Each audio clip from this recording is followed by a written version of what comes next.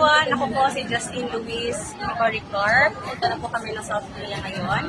Ako po ay isang estudyante, college student po. Education po yung kinuha ko, pero tumitin po ako para po sa pangarap ko po sa Korea. And ano po ba? Yung sasabihin ko lang po sa mga gustong pumunta na South Korea pag nabaho doon.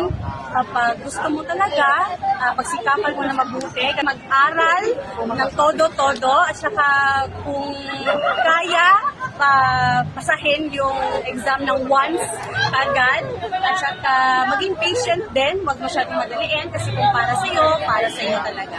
Kaya good luck sa lahat at see you sa South Korea! Okay po,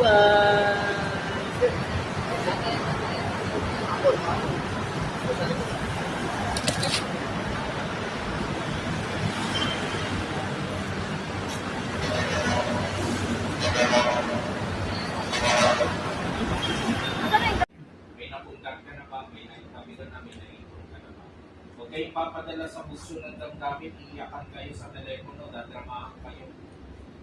Okay? Yan. At marami na akong nakita. Hindi mo patubo. Niloko sila sa pera. Patubo. Okay, ingat kayo. Pinaghirapan nyo yan. Huwag kayong basta. Nung nandito ka sa Pilipinas, utangan ka ba niya? Hindi. Alam nila.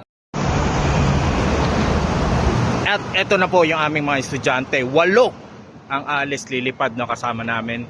Yan, may 3 tayong maleta. Kasya naman. Alright. Papunta na tayo sa sakayan. And of course, nandito na naman tayo sa Ortigas para ihatid ang ating 8 estudyante. Alright, ayan. 8 lilipad pa South Korea bilang bagong factory worker, no? Galing syempre sa center ko, walang edit to. Walang props na estudyante, walang panggap na estudyante, tunay na mga estudyante galing sa center ko. Luzon, Visayas, Mindanao. Sana ikaw naman ang susunod. Teacher Roland, Teacher Jologs.